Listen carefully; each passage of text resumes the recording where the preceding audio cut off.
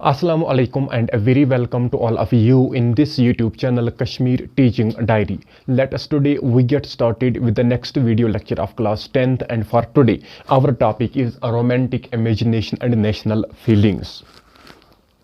तो आज के चैप्टर में हमने पढ़ना है कि किस तरह से जो कल्चर होता है, जो म्यूज़िक होता है, जो ड्रेस होता है, जो लैंग्वेज होता है, इसके ज़रिए से किस तरह से नेशनलिस्ट सेंटिमेंट्स क्रिएट हो जाती हैं पूरी यूरोप में। तो आइए हम समझने की कोशिश करते हैं। तो टॉपिक हमारा है romantic imagination and national feelings. Romantic imagination के ज़रिए नेशनल फीलिंग्स क्रिएट की जाती हैं।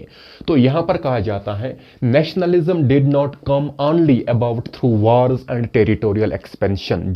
जो नेशनलिज्म है, जो आइडेंटिटी है, जो कलेक्टिव बिलोंगिंगनेस है, ये सिर्फ जंग लड़ने से ही नहीं आया या टेरिटोरियल एक्सपेंशन करने से ही नेशनलिज्म के आइडियाज़ हैं वो नहीं फैले। तो culture also played an important role in creating the idea of nation. तो यहां पर कहा जाता है कि जो कल्चर है, कल्चर का अहम रोल था। कल्चर के जरिए भी जो नेशनलिस्ट फीलिंग्स हैं उनको फैलाया गया, उनको स्प्रेड किया गया, उनको क्रिएट किया गया। फॉर एग्जांपल यहां पर है आर्ट के जरिए, पोइट्री के जरिए, स्टोरीज के जरिए, म्यूजिक के जरिए it help to express and shape the national feelings. इनके जरिए भी जो नेशनल फीलिंग्स है उनको डिजाइन दिया गया, नेशनल फीलिंग्स को क्रिएट किया गया, नेशनल फीलिंग्स को स्प्रेड किया गया। तो यहां पर इनके हिसाब से जो रोमांटिसिज्म एक आइडियोलॉजी है, इस आइडियोलॉजी के हिसाब से जो नेशनल फीलिंग्स है वो सिर्फ जंग लड़ने के जरिए नहीं आई, वो सिर्फ टेरिटोरियल एक्सपेंशन के जरिए नहीं आई, बल्कि कल्चर का अहम रोल था नेशनलिस्ट सेंटिमेंट्स को क्रिएट करना, नेशनलिस्ट फीलिंग्स को क्रिएट करना।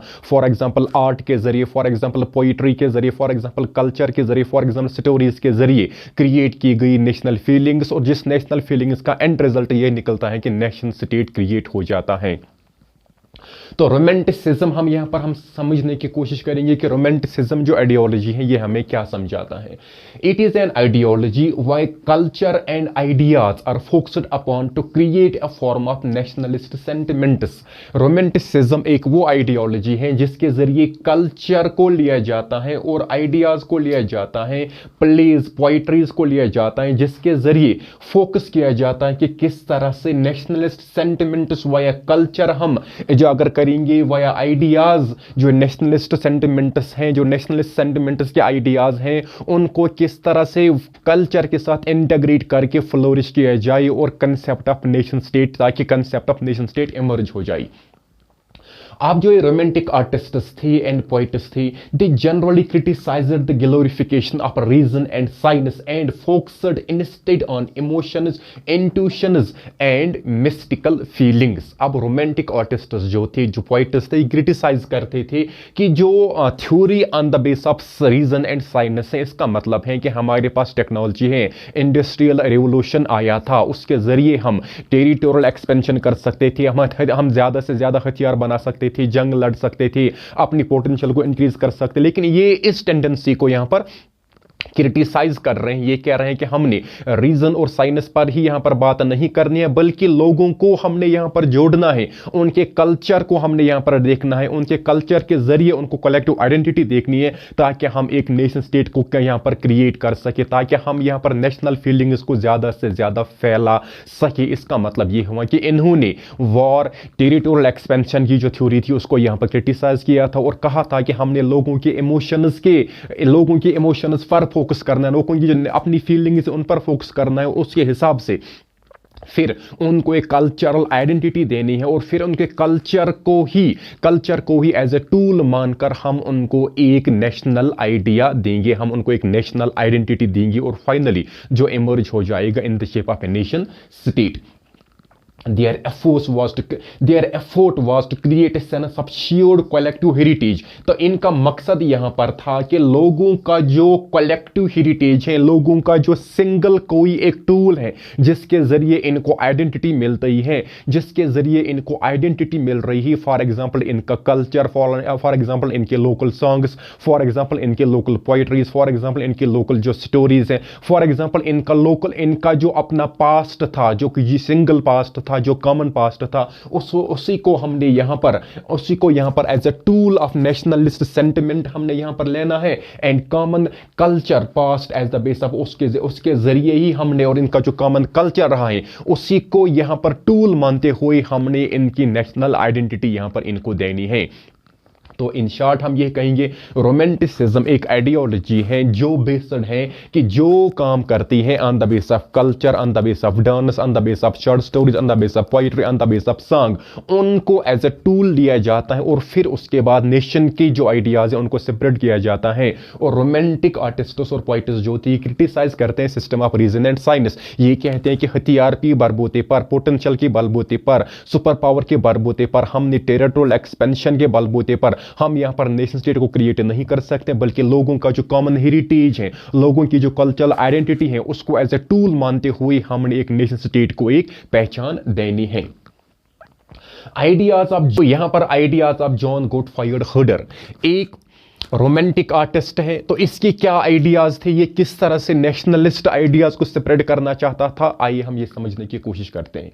ही claimed that German culture was to be discovered among the common people das Volk. इसके हिसाब से जर्मन का जो ट्रू कल्चर है उसको क्रिएट करने के लिए जो वहां के कॉमन पीपल हैं हमने उनको एक आइडेंटिटी देनी है। इसका मतलब ये हुआ कि हमने कॉमन लोग जो जर्मनी के हैं उनकी कॉमननेस क्या है, उनकी एक ही आइडेंटिटी क्या है, हमने उसको यहां पर डिस्कवर करना है। दास वोक जो है ये एक जर्मन टर्म है। It was through folk songs, local poetry, local dances, इनको हमने यहां पर डिस्कवर करना है ताकि ट्रू स्पिरिट ऑफ जो नेशन स्टेट है उसको यहां पर क्रिएट किया जाए। जो वॉगीस्ट है दैट मीन्स इसको पॉपुलर किया जाए, दैट मीन्स कि जो true spirit of nation state है इसको यहां पर क्रिएट किया जाए through local songs, through local poetries, through local dances. We have to integrate the people. It means कि यहां पर हमने रोमांटिक आर्टिस्ट्स का यही ऑब्जेक्टिव था, हमने वाया कल्चर, हमने कल्चरल आइडेंटिटीज को यहां पर डिस्कवर करना है, हमने कल्चरल कॉमननेस यहां पर डिस्कवर करनी है, उनके बाद ये लोगों को यहां पर एक सिंगल आइडेंटिटी देनी है। तब ही मुमकिन है कि नेशनलिस्ट फीलिंग्स जो है वो ज्यादा से ज्यादा स्प्रेड की जाएगी। So collecting and recording these forms of folk culture was essential to the project of nation building। तो इन रोमांटिक आर्टिस्ट्स के हिसाब से जो हमारा कॉमन पास्ट है, जो हमारा कॉमन कल्चर है, जो हमारी कॉमन सॉन्ग्स हैं, जो हमारे लोकल सॉन्ग्स हैं, जो हमारे फोक सॉन्ग्स, उनको हमने कलेक्ट करना है। और कलेक्ट करने के बाद ही, तब ही कलेक्ट करके रिकॉर्ड करना है, उनके बाद ही उन्हीं ओपराज के जरिए, उन्हीं सॉन्ग्स के जरिए उसी कल्चरल आइडेंटिटी को यहां पर डिस्कवर करने के बाद ही हम लोगों को एक सिंगल आइडेंटिटी दे सकते हैं। और यही एक टूल हो सकता है जिसके जरिए हम एक नेशन को बिल्ड कर सकते हैं। तो यहां पर role of language, role of vernacular language and local folklore, ये क्या है कि वर्निकुलर लैंग्वेज, लोकल लैंग्वेज के जरिए भी हम एक नेशन को आइडेंटिटी दे सकते हैं।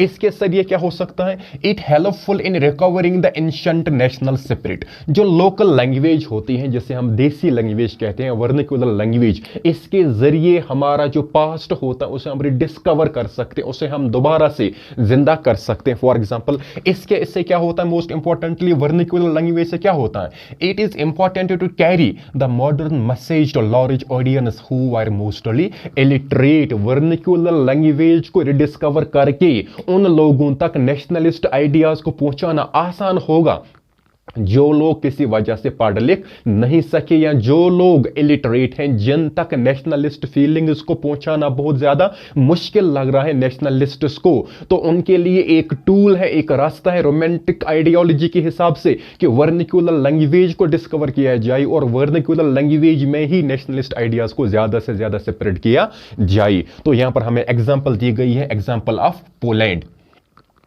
कहा जाता है कि Poland has been partitioned at the end of the 18th century by the great powers Russia, Prussia and Austria. जो आज का पोलैंड है ये ओरिजिनली डिवाइडेड था, फ्रेगमेंटेड था डिफरेंट ग्रेट पावर्स में, most importantly Russia, Prussia and Austria. Even though Poland no longer existed as an independent territory, national feelings were kept alive through music and language. जो united Poland है वो exist नहीं हो रहा था, लेकिन उसके बाद भी सिंगल पोलैंड क्रिएट होना चाहिए, इसके आइडिया को जिंदा रखा गया था through music and language. That means कि common identity of Poland was their language, that is Polish. Common identity of Poland was that culture, that is the culture of Poland. Their music, their local folklore. तो music और language के जरिए ही अगरचे Poland बढ़ चुका भी था different great powers में, उसके बाद भी इसको एक सिंगल आइडेंटिटी इसकी जो थी उसको जिंदा रखा गया via language and via music. तो ये जो रोमांटिक आइडियोलॉजी थी यह इसी पर ही फोकस की जाती थी कि जो हमारा एक है, जो हमारा कॉमन है, उसी को डिस्कवर करके ज्यादा से ज्यादा नेशनलिस्ट फीलिंग्स को ज्यादा से ज्यादा फैलाया जा सकता है। तो अब यहां पर एक और पर्सन है, इसका नाम है कार्ल कोरपेंस्की। ये एक पोलैंड का ही एक रोमांटिक आर्टिस्ट है। इससे ये क्या कहता है, ही celebrated national struggle through his operas and music, turning folk dances like the Polonaise and the Mazurka into national symbols. ये जो Polonaise and the Mazurka हैं, these are the local dances of the Poland. तो इनको rediscover करके ये कहता है कि मैंने सही आइडेंटिटी पोलैंड की रिडिस्कवर की है लोकल फोकलोर के जरिए, लोकल म्यूजिक के जरिए, लोकल कल्चर के जरिए, ताकि इस कल्चर, इस म्यूजिक के जरिए मैंने रिडिस्कवर किया उस कल्चरल पास्ट को जिसको बोला गया था, और फाइनली मैंने यहां पर इनको एक सिंगल आइडेंटिटी यहां पर दी है। तो कार्ल कोरपेंस्की है ना, ये क्या कहता है, इसके हिसाब से जो नेशनल स्ट्रगल, ये कहता है कि मैंने नेशनल स्ट्रगल को जिंदा रखा थ्रू ओपराज एंड म्यूजिक, और ये कहता है कि मैंने जो फोक डांसेस थे पोलोनाइज एंड मजुकरा, ये क्या थे, पोलैंड के लोकल डांसेस, इनको मैंने जिंदा किया, इनको मैंने नेशनल सिंबल डिक्लेयर किया, और लोगों के दरमियान इन सॉन्ग्स के जरिए, इन फोक डांसेस के जरिए मैंने नेशनल स्पिरिट जो था उसको मैंने जिंदा रखा। तो यहां पर एक हमने और समझना है कि language as a tool to develop national sentiments, किस तरह से लैंग्वेज के जरिए नेशनलिस्ट सेंटिमेंट्स को क्रिएट किया जा सकता है। यहां पर है, after Russian occupation Polish language was forced out of schools and Russian language was impose. Russian domination में जो पोलैंड का पार्ट था, कहा जाता है कि जब रशिया ने उसे ऑक्यूपाई किया और वहां पर रशियन लैंग्वेज को ही इम्पोज किया गया, और जो पोलिश लैंग्वेज, जो लोकल लैंग्वेज पोलैंड की थी, उसको वहां पर बैन किया गया। जब रशिया ने पोलैंड को डोमिनेट किया था और रशियन लैंग्वेज को वहां पर इम्पोज किया जाता है, और जो इनकी लोकल लैंग्वेज थी पोलिश लैंग्वेज, उसको स्कूल्स में या बाकी डिपार्टमेंट्स में या बाकी कम्युनिकेशन पर्पसेस के लिए बैन किया जाता है। इसके बिना पर क्या होता है, 1831 में एक आर्मड रिबेलियन स्टार्ट हो जाता है जिसको रशियन डोमिनेशन के जरिए क्रश किया जाता है। लेकिन उसके बाद भी ज्यादा से ज्यादा नेशनलिस्ट फीलिंग्स को अपनी पॉपुलेशन तक पहुंचाने के लिए जो चर्च गैदरिंग्स थी या रिलीजियस इंस्ट्रक्शंस थी वो पोलिश लैंग्वेज में दी जाती थी। उसके बाद हम ये कह सकते हैं कि पोलैंड वालों ने Polish language as a tool to resist the Russian domination इस्तेमाल किया। तो इस तरह से हम समझ सकते हैं कि लैंग्वेज की बुनियाद पर भी, और लैंग्वेज भी as a tool of national struggle है, क्योंकि लैंग्वेज होती है लोकल लैंग्वेज, उसके जरिए से ज्यादा मैसेज जो होती है नेशनलिज्म की, वो हम ज्यादा से ज्यादा मासेस तक पहुंचा सकते हैं। तो एक बार हम कोशिश करने इसको रिकैप करने की। आज के वीडियो लेक्चर में हमने समझा कि रोमांटिक इमेजिनेशन के जरिए नेशनलिस्ट फीलिंग्स क्रिएट की जा सकती हैं। अकॉर्डिंग टू देयर थ्योरी, इनके हिसाब से सिर्फ जंग लड़ने के जरिए या टेरिटोरियल एक्सपेंशन के जरिए ही नेशनलिस्ट फीलिंग्स को ज्यादा से ज्यादा सेपरेट नहीं किया जा सकता है, कि बल्कि कल्चर के जरिए भी नेशनलिस्ट फीलिंग्स को ज्यादा से ज्यादा प्रोपिगेट किया जा सकता है। आर्ट के जरिए, पोइट्री के जरिए, स्टोरीज के जरिए, म्यूजिक के जरिए ये भी हेल्प कर सकता है एक्सप्रेस और शेप देना नेशनल फीलिंग्स को। तो इनके हिसाब से हम ये कहेंगे कि लैंग्वेज, इनके हिसाब से नेशनलिस्ट फीलिंग्स को वाया कल्चर प्रोपिगेट किया जा सकता है। रोमांटिसिज्म एक आइडियोलॉजी है जिसमें से कल्चर की बुनियाद पर या कल्चर को एज ए फोकस लेकर नेशनलिस्ट फीलिंग्स को क्रिएट किया जा सकता है। रोमांटिक आर्टिस्ट्स जो हैं, जो पोइट्स हैं, ये क्रिटिसाइज करते हैं theory of science and reason को। ये कहते हैं कि हथियारों की बलबूते पर या पोटेंशियल के बलबूते पर या ज्यादा से ज्यादा कैपेबिलिटी के बलबूते पर हम नेशनलिस्ट फीलिंग्स को यहां से ज्यादा प्रोपिगेट नहीं कर सकते, बल्कि हमने अपना पास्ट रिडिस्कवर करना है, अपना जो हेरिटेज है, कॉमन हेरिटेज, उसको रिडिस्कवर करना है। तभी मुमकिन है कि नेशनलिस्ट फीलिंग्स को ज्यादा से ज्यादा प्रोपिगेट किया जाए। और इनके हिसाब से इनका एफर्ट ये था कि जो हमारा कॉमन कल्चरल हेरिटेज है, जो हमारा कॉमन कल्चरल पास्ट है, उसको रिडिस्कवर करके नेशन की बेस को बनाया जाइए। एक रोमांटिक आर्टिस्ट है जिसका नाम है जॉन गोटफ्राइड हर्डर। इसके हिसाब से ये कहता है कि जो ट्रू जर्मन कल्चर है उसको डिस्कवर हमने करना है कॉमन पीपल में। जो ट्रू जर्मन का कल्चर है, जिसके जरिए जर्मनी के लोग पहचाने जाते हैं, वो पहचान इनकी खत्म हो चुकी है, उसको हमें रिडिस्कवर करना है ताकि जर्मनी को उसकी पहचान वापस मिले। और ये हमने कैसे करना है कि जर्मनी के जो लोकल सॉन्ग्स हैं, जो लोकल पोइट्री हैं, जो लोकल डांसेस हैं, उनको हमने रिडिस्कवर, पास्ट जो है उसको रिडिस्कवर करके ही लोगों की जो पहचान थी, खोई हुई पहचान है, उसको हमने एक बार उनको फिर से वापस देना है। यहां पर हमें एग्जांपल दी गई है लैंग्वेज, वर्नाक्युलर लैंग्वेज का क्या रोल रहेगा नेशनलिस्ट फीलिंग्स को सेपरेट करने में। तो यहां पर पहले से ट्रस्ट दिया जाता है कि हमने वर्नाक्युलर लैंग्वेज को यहां पर डिस्कवर करना है और उसके बाद वर्नाक्युलर लैंग्वेज में ही प्रोपिगेशन ऑफ नेशनलिस्ट फीलिंग्स को करना है, ताकि उन लोगों तक भी नेशनलिस्ट फीलिंग्स को पहुंचाया जाए जो लोग पढ़ लिख नहीं सकते हैं, जो इलिटरेट मासेस हैं। उसके बाद हमें एग्जांपल दी हुई है पोलैंड की। जो पोलैंड है, ये अंडर द ग्रेट पावर्स था, ये फ्रेगमेंट हुआ था, डिवाइडेड था डिफरेंट ग्रेट पावर्स में, लेकिन इसके बाद भी जो ग्रेट पावर्स का डोमिनेशन इन पर था, उसके बाद भी सिंगल पोलैंड की जो आइडेंटिटी थी उसको जिंदा रखा हुआ था वाया म्यूजिक, वाया डांस और वाया देयर ओन